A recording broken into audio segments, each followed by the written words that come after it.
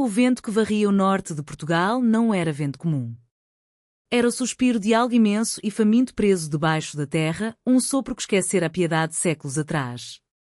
Rasgava a praça de basalto negro da antiga vila de Vilarinho das Furnas, agora submersa pela barragem, mas que todos ainda chamavam pelo nome antigo, com garras de geada, arrancando a pele dos rostos, transformando lágrimas em cristais antes que caíssem. No centro, o Alto Vidente, um esqueleto vivo embrulhado em tecidos rígidos de sangue congelado, segurava a taça de obsidiana que bebera a vida de todas as donzelas durante 1000 anos. Todas as raparigas em idade tinham vindo ao amanhecer, descalças sobre a pedra negra, mangas arregaçadas para que a lâmina beijasse a veia. Uma gota de cada. A taça tomou-as todas, misturando vermelho, ferrugem e medo, até encontrar aquela que desejava. Mariana Tempesta de Foria esperava bem no fundo, pequena entre as filhas altas de fidalgos e comerciantes do Porto. Não tinha linhagem de que se gabar, apenas a cicatriz fina nos nós dos dedos de esfregar o chão das ermidas desde os 7 anos e a cicatriz mais funda dentro do crânio, feita por cada pergaminho proibido que roubara e decorara à luz de uma vela. 21 invernos, criada com migalhas e silêncio, ensinara-se sozinha a língua antiga, as runas de ligação, os nomes das estrelas que ninguém via há gerações. Chamavam-lhe rato de igreja. Ela chamava-se sobrevivente. A taça tremeu. Uma única gota dentro brilhou ouro, ouro impossível, ofuscante, que iluminou a praça como o segundo sol.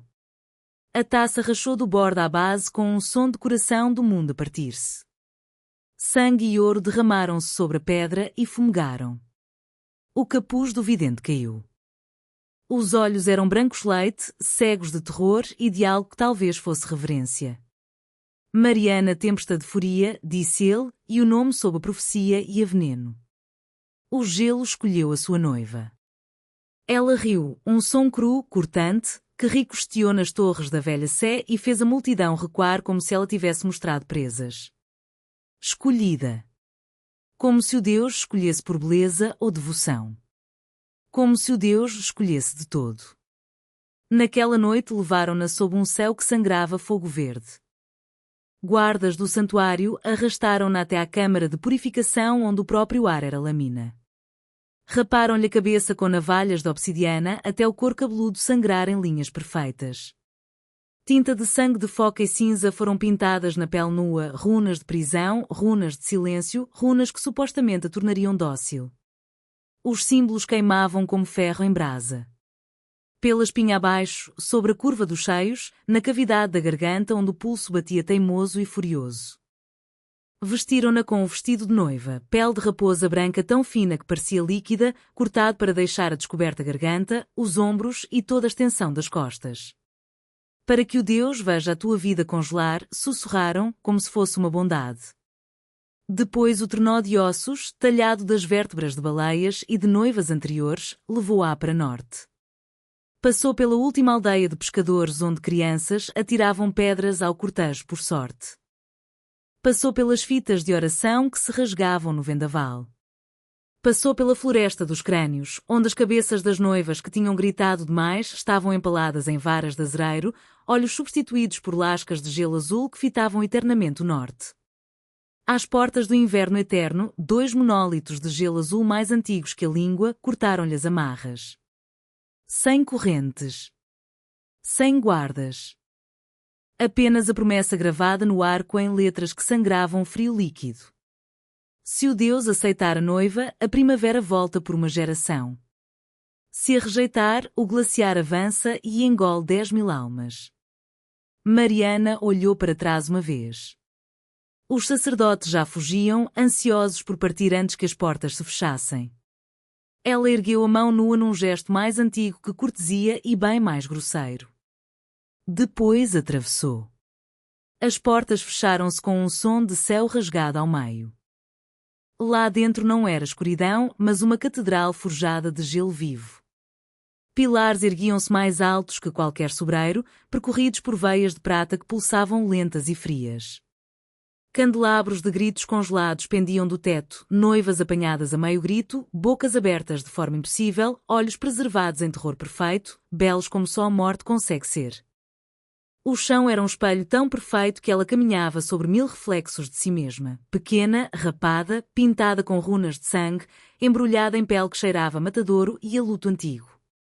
No fundo, num trono talhado do coração de um único glaciar, sentava-se o Deus. Era monstruoso e magnífico e inevitável. 3 metros mesmo sentado, ombros capazes de carregar o peso do inverno inteiro. Pele do brilho pálido da neve ao luar sobre aço inflexível. Cabelo caía em rio de geada negra até à cintura, movendo-se sem vento. Chifres, gelo vivo gravado com runas que choravam nitrogênio líquido, curvavam-se das têmporas como coroa de lâminas. A armadura de geada viva rastejava pelo peito e braços, viva, faminta, formando-se e reformando-se a cada respiração. Os olhos eram o azul impiedoso de fendas que nunca viram sol e nunca quiseram ver. Não se levantou quando ela se aproximou. Não falou. Mariana parou a 10 passos, queixo erguido, coração batendo tão violento que tinha certeza de que ele sentia o calor no ar. Disseram-me que querias uma noiva, disse ela, voz firme só porque praticara a rebeldia como outras raparigas praticavam vénias. Até agora, não me impressionaste. Os olhos do Deus estreitaram-se em fendas de relâmpago invernal. Quando finalmente falou, o próprio palácio tremeu, gelo gemendo como um leviatã a acordar. Pequena brasa, disse ele, cada sílaba lenta deliberada, provando-lhe o sangue a 20 pés de distância. Não fazes ideia do fogo em que entraste. Disse-lhe que o nome dele era Kael, pronunciado como segredo arrancado do fundo do mar. Depois levantou-se, lento, deliberado, som de continentes a moerem-se, e simplesmente afastou-se, deixando-a sozinha numa câmara cujas paredes eram espelhos de gelo negro que refletiam Mariana tempestadeforia 1.000.000 de vezes, pequena, furiosa, presa, viva. Mariana explorou até os pés sangrarem de frio. Os corredores dobravam-se sobre si mesmos como o interior de uma concha de búzio. Portas abriam-se para paredes de gelo maciço que lhe devolviam o próprio rosto gritando em silêncio.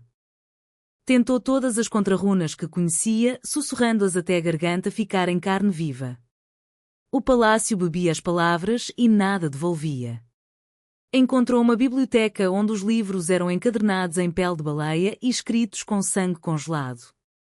Encontrou um jardim de inverno onde rosas de gelo desabrochavam e se desfaziam ao menor sopro. Encontrou quartos preparados para noivas que nunca tinham chegado a dormir, lençóis de neve que teriam congelado os pulmões em minutos.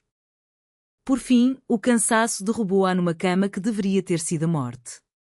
Em vez disso, a neve moldou-se ao seu corpo, quente como pele viva, com um leve aroma a pinheiro manso, tempestade e algo mais escuro, masculino, antigo, solitário. Acordou com uma única rosa negra de obsidiana no travesseiro, espinhos tão afiados que lhe cortaram o polegar ao tocar. Uma gota de sangue brotou e fumegou no ar. Kael estava no arco da porta, braços cruzados sobre o peito enorme, observando-a com olhos que tinham esquecido como pestanejar. Dormiste, disse ele, voz tão grave que vibrava nos ossos dela. Nenhuma das outras aguentou sequer uma hora. Sou teimosa, respondeu ela, sentando-se e segurando a rosa como se fosse uma adaga. Além disso, a tua cama está encantada. Difícil congelar quando o colchão anda a namoriscar.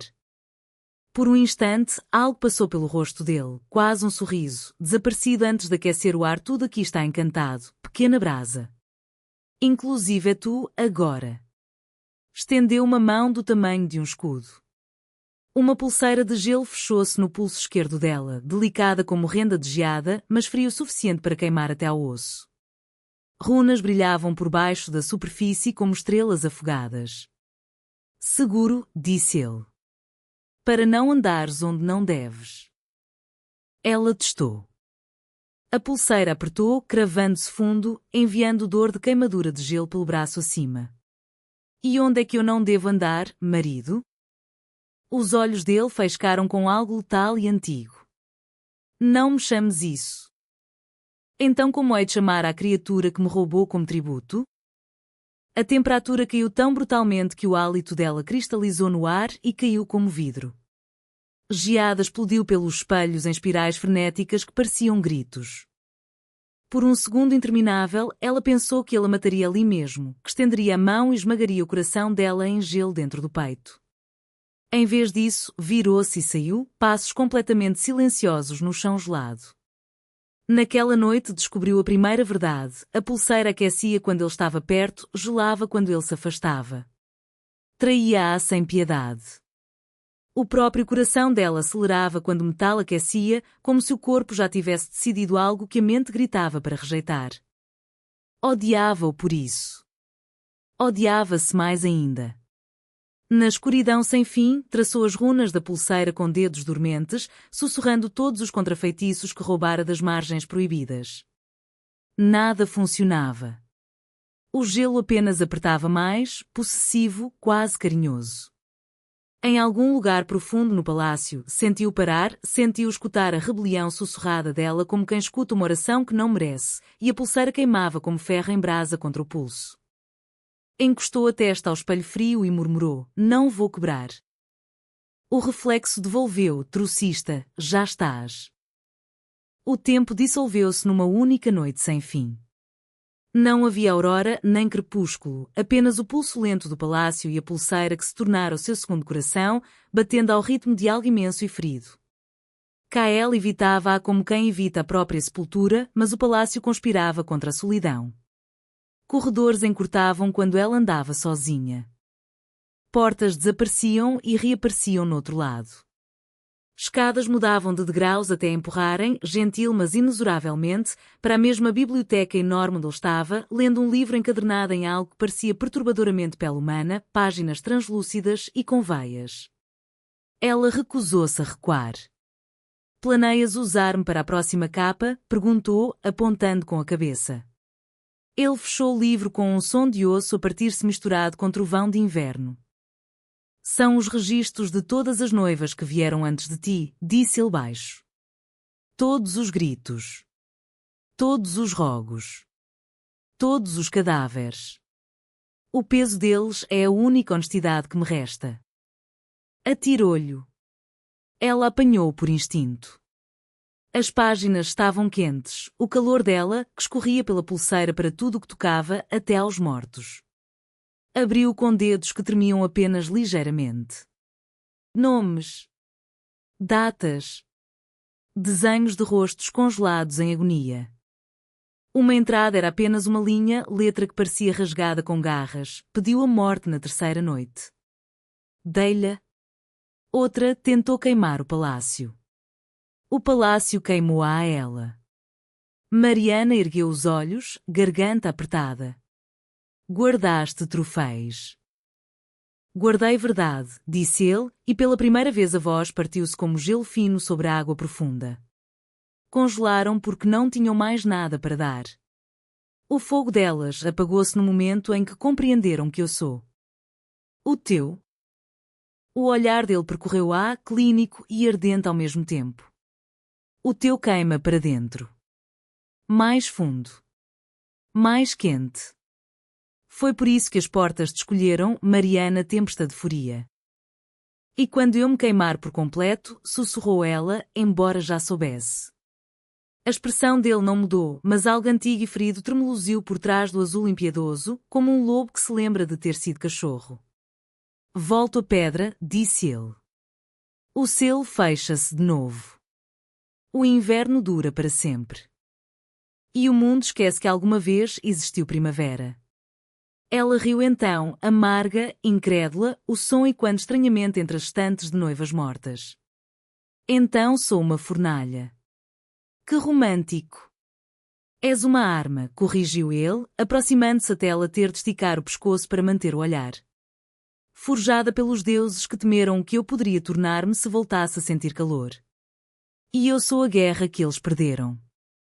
Estava tão perto que ela conseguia ver as finas fissuras na armadura de gelo, como terra ressequida. Tão perto que a pulseira no pulso dela ardeu o suficiente para fazer bolhas.